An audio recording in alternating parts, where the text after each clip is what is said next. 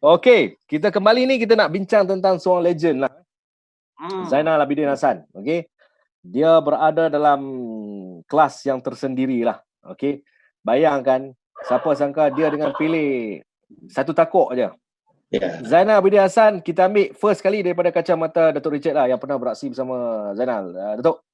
Ya, saya rasa Zainal boleh dikatakan legend kita. Beliau daripada satu posisi right back dijadikan sebagai penyerang, dan di situlah beliau menunjukkan ketajaman beliau bersamping bermain dengan arwah Mokhtar dan sebagainya. Saya sentiasa melihat Chip ni sebagai satu ikon lah untuk generasi yang ada sekarang, dan beliau patut dianugerahkan sebagai penjadi terbanyak kerana beliau betul-betul berusaha zaman peak performance beliau. Memang sukarlah kita memang disegani. Mana-mana defender pun memang disegani.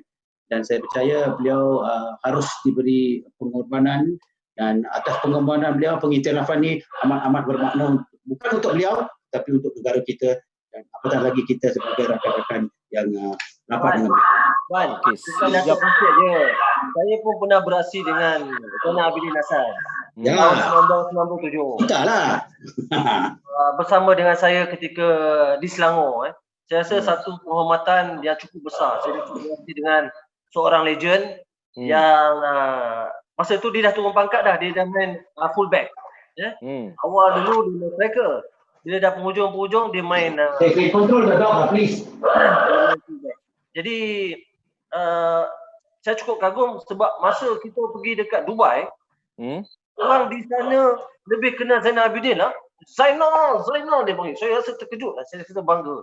Sebab orang boleh nampak dia macam dia pun ada rupa-rupa macam orang sana ke, Khalid Al-Walid. Apa-apa pun Cip, saya cukup bangga dengan Cip, dan memang dia layak untuk menjadi legend dengan 78 jaringan. Okey. Ya, Ban. Bukan senang, Ban. Bukan senang, Ban. Jadi sebagai seorang legend penjaring terbanyak top 10 in the world, Ban. Kalau kita lihat daripada 10 senarai itu, memang tak disangkakan 6 daripada pemain itu adalah berasal daripada Asia. Tapi yang membanggakan adalah seorang sahaja daripada Asia Tenggara, iaitu Zainal Abidin Hassan. Dengan 138 cap, 78 gol, hanya 12 tahun beraksi bagi pasukan negara. Saya rasa satu kejayaan yang tak ada tolok tanding ni, Ban. Dia 78 gol, Pele 77 gol. 77 gol. Lepas tu Kuwait, Bashar Abdullah 75 gol, dan Sunil Chantry India dengan 72 gol. Tapi saya rasa dia 180 cap.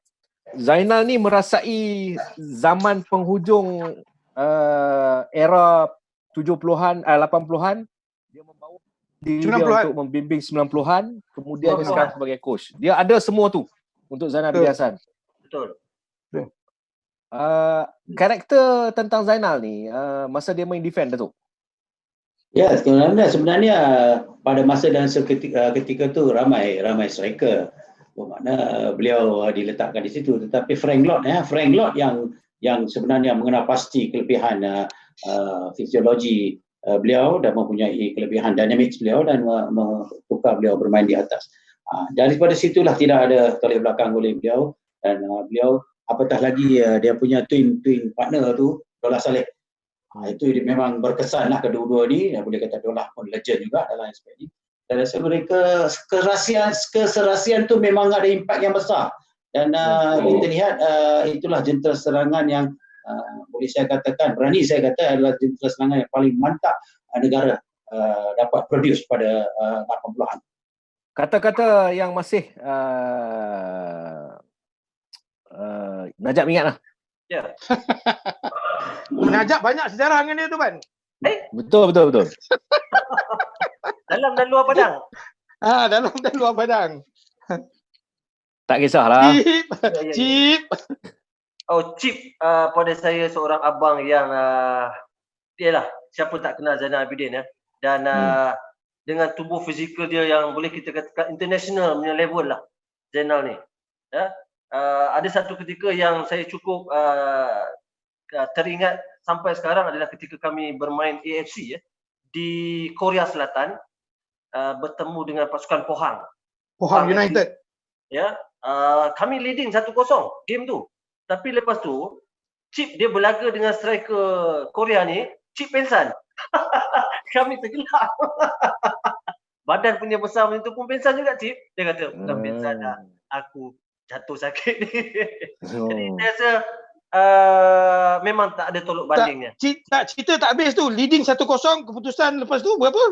Janganlah cerita. Setengah dozen kena. Ni orang surat khabar dia tanya tu. Ni orang surat khabar dia tanya soalan. Saya ingat lagi jaringan dia.